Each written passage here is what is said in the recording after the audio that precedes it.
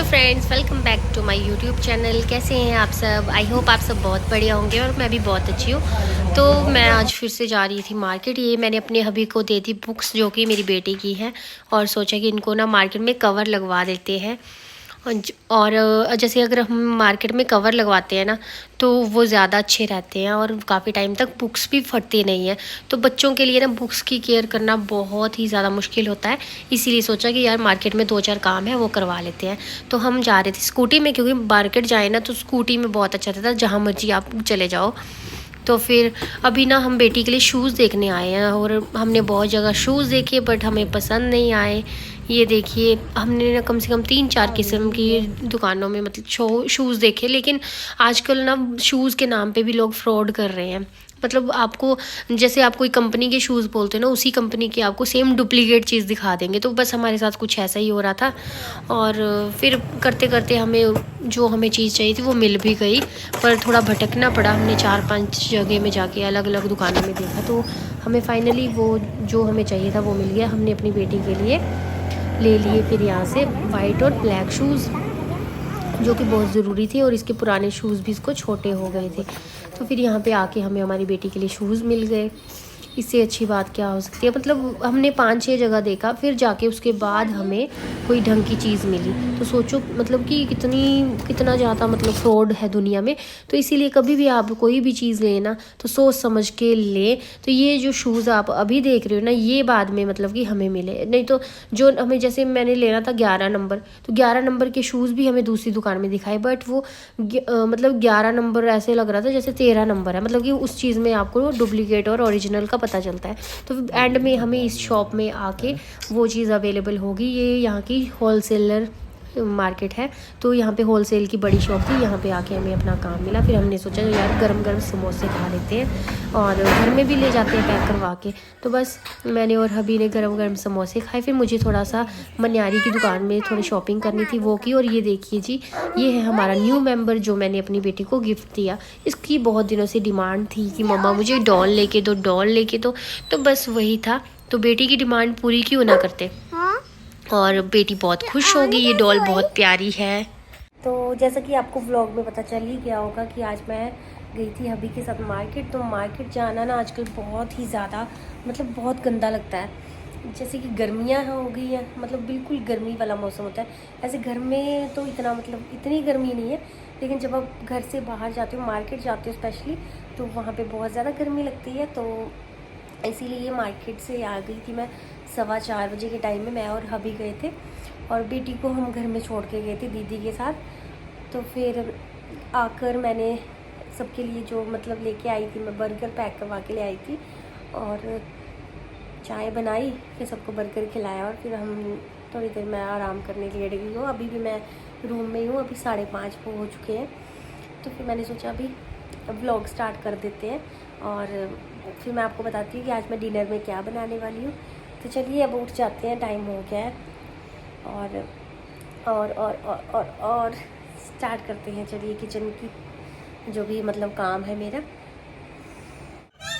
जो मैं डॉल लेके आई थी ना जिया के लिए, वो देखिए गाना भी गाती है। और इसको मैं जब डॉल को खुद ले रही थी ना, तो ये बहुत गुस्सा कर रही थी, और इसको बहुत जलन हो रही थी कि मैं डॉल को क्यों उठा रही हूँ।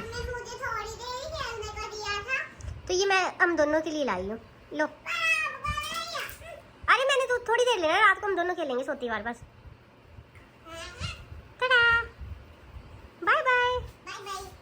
डॉल के साथ खेल रहे हैं, और इसके साथ मैं जिया के साथ थोड़ी देर खेलने के बाद मैं उठ गई थी, और मैंने जल्दी से तैयारी कर दी खाना बनाने की।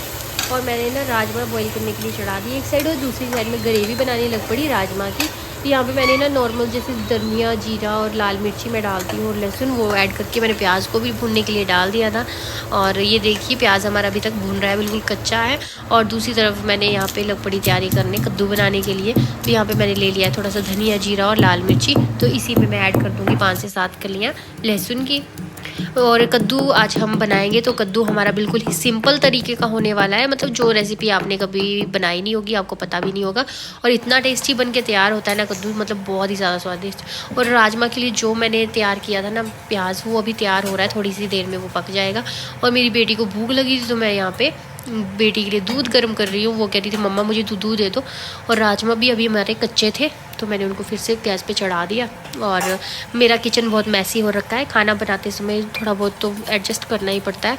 और आपके साथ भी ऐसे ही होता है क्या? फिर मैं साथ साथ में कोशिश यही रखती हूँ जब भी मैं खाना बनाती हूँ तो साथ साथ में भी जो भी मतलब कचरा फैल जाता है ना, जो भी खलारा पड़ता है ना, उसको साथ साथ में ही उठा लूँ, क्योंकि वो वैसे ठीक रहता है। अगर ज़्यादा मैसी हो जाए ना तो बाद में बहुत इरिटेट होता है, बहुत गंदा लगता है।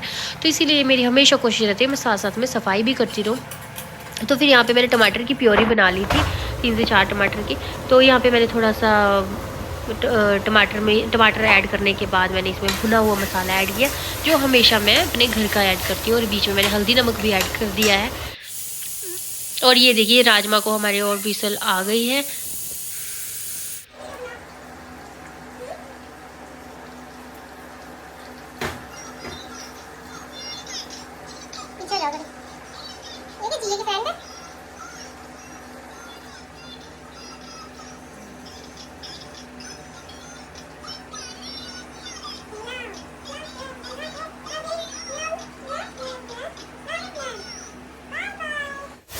तो राजमा की जो हम तड़का बना रहे हैं ये देखिए अच्छे से भुन रहा है। इसको थोड़ा अच्छे से पकाना होता है, इसलिए इसको टाइम लग रहा है। राजमा ना हमारे थोड़े से कच्चे थे तो फिर मुझे ग्रेवी को अच्छे से पका के मैं थोड़ी देर साइड में कर दूंगी, क्योंकि राजमा भी बिल्कुल ही थोड़े कच्चे हैं, इनको 2-4 विजिल और आएंगे।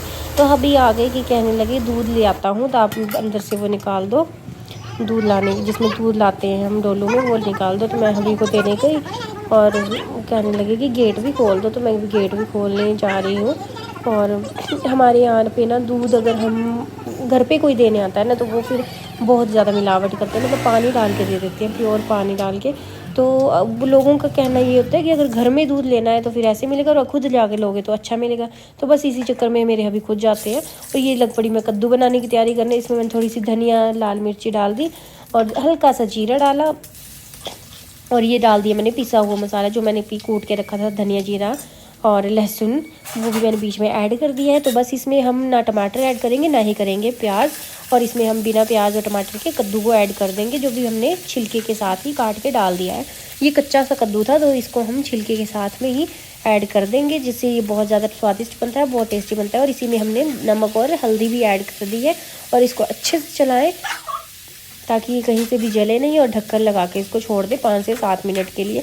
ट्रस्ट में अगर आप इस तरीके से कद्दू बनाएंगे तो वो बहुत ज़्यादा स्वादिष्ट बनता है, बहुत अच्छा बनता है। इस तरीके का कद्दू आपने कभी खाया भी नहीं होगा, और मैं तो अक्सर अब इसी तरीके से बनाती हूँ, बहुत ज़्यादा टेस्टी। मतलब यहाँ पे मेरे कद्दू को 5 से 7 मिनट हो गए थे, तो मैं इसको फिर से अच्छे से चलाया और फिर से अब इसको ढक्कन दे के छोड़ दूँगी। मुझे चावल के साथ इस तरह का कद्दू बहुत पसंद है। और ये देखिए कद्दू हमारा फाइनली तैयार हो चुका है। देखिए कितनी प्यारी शक्ल लग रही है। इसमें ना ही हमने ज़्यादा कोई मसाले ऐड किए, ना ही कोई प्याज, ना टमाटर। यहाँ पे राजमा भी मेरे उबल चुके थे तो मैंने उनको भी अच्छे से भून के पानी वगैरह ऐड कर दिया है।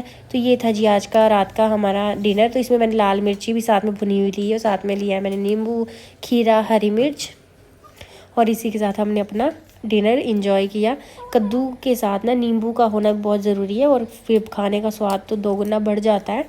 तो आजकल गर्मियाँ हैं तो नींबू के बिना ना खाना तो खाया ही नहीं जाता, और बिल्कुल भी टेस्ट नहीं लगता। तो कोई ना कोई खट्टा तो ज़रूर होना चाहिए, मतलब नींबू तो हमेशा ही होना चाहिए। तो चलिए इसी के साथ हम अपना डिनर करते हैं एंजॉय, और वीडियो को यहीं पे एंड करते हैं। मिलते हैं नए व्लॉग में, तब तक के लिए बाय बाय, टेक केयर।